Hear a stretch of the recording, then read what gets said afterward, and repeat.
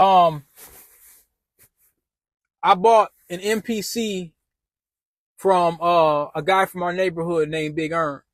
And I bought a dupe from him too. He didn't need it anymore. So that's how I made a lot of, when I was doing the Smack DVDs, all that kind of stuff and everything. Like I lived in an apartment, D1901. So I'm staying up in there. And I'm pretending like it's New Jack City. Folks just come through, they get their mixtapes and do their thing. And eventually I had to kind of switch my game up a little bit because remember I said the crackheads were selling the CDs and stuff like that for $1. I said, all right, well, they ain't gonna be able to copy this game. I started doing the computer repair.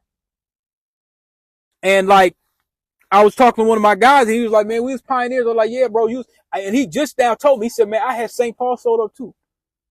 See it, man. Camry keep me sane, Chevy keep me happy, and the truck keep me working. And that Riviera keep me shining. You know what I say though? It's snakes. Keep that grass cut, fam. Always. Gotta see them coming.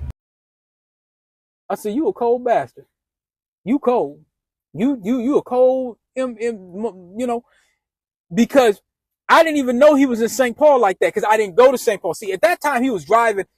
He'd catch us on Broadway. He'd catch us all over the city. But I wasn't driving at that time. I had my backpack on and I'm just hustling. But he had, he always had cars. Bro always had cars. Look here, blood ain't gonna be a bunch of dudes riding in my car. It's my whip, my name on that title. You wanna roll, you keep it small, feel me? That's how we moving down here. Ain't no bus route. So, anytime that he didn't have one, he was on his way to go get one or something like that. So he always had some car. So he was a little more mobile than me at that time. Wait, where's the Chevelle? I thought you wanted me to run a diagnostic. Nah, man, she ain't staying for a checkup. She leaving for good. You sold it? Just like that? Thanks again. Can't wait to drive her. He's a good hand. See, I'm just making moves, brother. Huh. Well, guess she don't. Eventually, I started driving.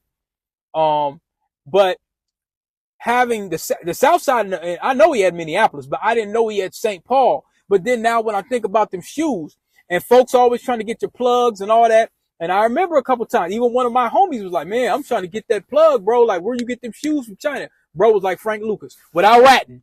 Bro wasn't no ratting. Enough! You look at me and see vermin, matted fur, a snout, a tail. So you call me a rat, but you are wrong. You sure look like one, big guy. I am no rat. I am Jordans and shoes and stuff. And I'm gonna show y'all a picture of the shoes that he had. I'm gonna put that in this thing. Hustle, man, but let's keep it tight. No blocking walkways, no loud pitching. Bet, I'm chill with it. I fix laptops, swap boards, little tech triage, and I push these mixes, homegrown clean cuts. All right, then. Keep it smooth. But I'm gonna bleep his face out so you can't see. But he had sold all these different. So see, meanwhile, I got Minneapolis, and I'm getting into St. Paul a little bit too. I never seen him in St. Paul, but I'm probably not gonna see him in St. Paul because he dealt with certain customers or whatever. So I got Minneapolis, and then I start moving over to St. Paul eventually. I start hopping on the 16 and going on University. And I noticed a whole new customer base came. Then I start spreading out to the east side. So it came to a point. KDP, you got a cold ass hustle, boy. Keep moving how you moving. Yeah. Appreciate that, big bro. You ain't had to do that. Now I see what you on. Real players invest in real players. Make it flip. Say less. I'm on it. Well, I wasn't really in Minneapolis really hustling like that. I would go over to University. Me and my guy, we would just sit up there and we post up and we just grind. And we start ordering t-shirts, start selling them joints. They were not, the security guards over there were, a little bit more relaxed on University. But one of the security guards just told me, he basically said, look, man, I know what y'all doing. Whenever I do my rounds, just move. So if they see y'all on cameras, cause y'all not supposed to be doing this, y'all supposed to have a permit or whatever. So that's what he told me. It's too damn bright. I'm gonna put these on. But that's what he told me. He said, just go ahead. Start getting old in your eyes. I used to make fun of old people. Like, man, he said, I can't see nothing. Yeah, okay.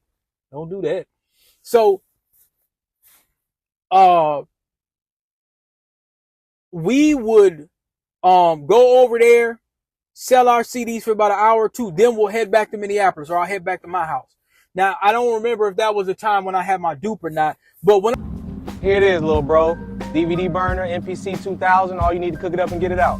Yo, for real? You just giving me this? I am. Somebody did this for me once, changed everything. Figure it's your turn now. Man, I got my dupe.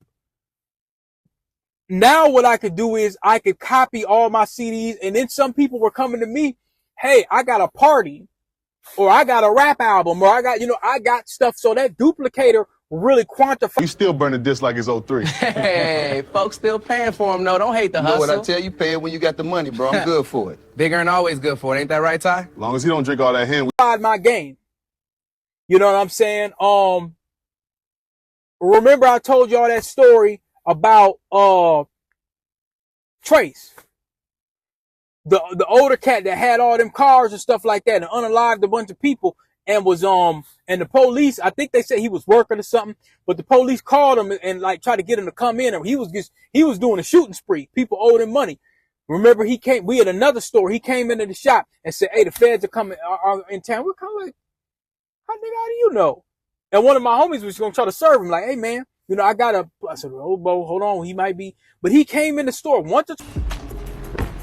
The place feels different when it's this quiet. Yeah, like it's already gone. Y'all need to watch out. The feds in town. What? Keep your heads low. And I thought he was kind of lurking to see if he could, but no, he came in there on some, "Hey man, I'm just letting y'all know feds in town." And as soon as that happened, I think they went to Disco Tees. They went to this nigga in St. Paul that we used to buy Air Force Ones. They went to all these different spots and raided them. And tonight, the Bureau says it's not slowing down. Agents are targeting any shop pushing counterfeit merchandise, especially handbags. If you're selling bootleg purses, expect a raid. Man, that's us all the way. Yeah, time to pay. Ever looking for knockoff purses. That's what they do to black businesses all the time. They don't mess with the Asian businesses. They let them sell knockoff shit all the time. Yeah, I said it. They let them sell knockoff stuff all the time. They let them do human trafficking. Yes, they sure do. They let them do human trafficking. They let them do the massages. That's trafficking. They be having people trafficking up in those. Let's keep it 100.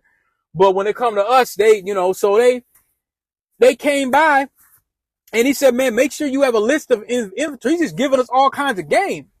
And I'm like, man, he must be working or he must be doing something. So, eventually what happened, so like, I mean, we our policy, we don't deal with rats, you know what I'm saying? But, he didn't infringe on us. He looked out, you know what I'm saying? But, and he didn't have to do that. But he said, "I don't want to see our young brothers gaffled up." But, I think there was a situation where, like, I told y'all in that story, like, I think he had to turn some dude in, this older cat that I used to know. This older cat, he used to have his audience, stuff like that. So he used to always look out for me. That one I told you where he's like, 25 to life in there and in that refrigerator, he had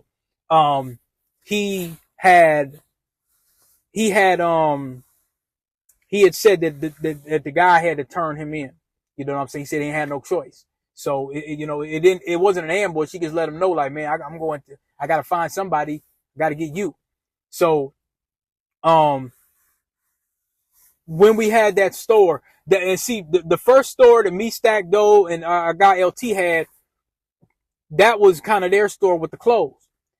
We didn't have no grants. We didn't have no uncles. We didn't have no rich family members. It was just all grit and grind, and we just kept trying. Then I opened a store with my other two guys.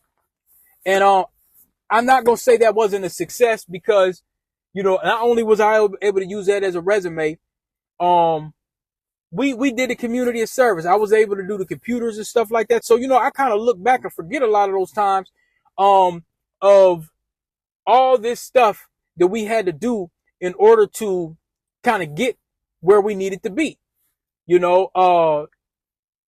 so it was interesting, and I'm going to really chop this up and throw a lot of videos, in between this video so y'all can see. So this video probably going to be like 10 to 12 minutes long after I wrap up everything.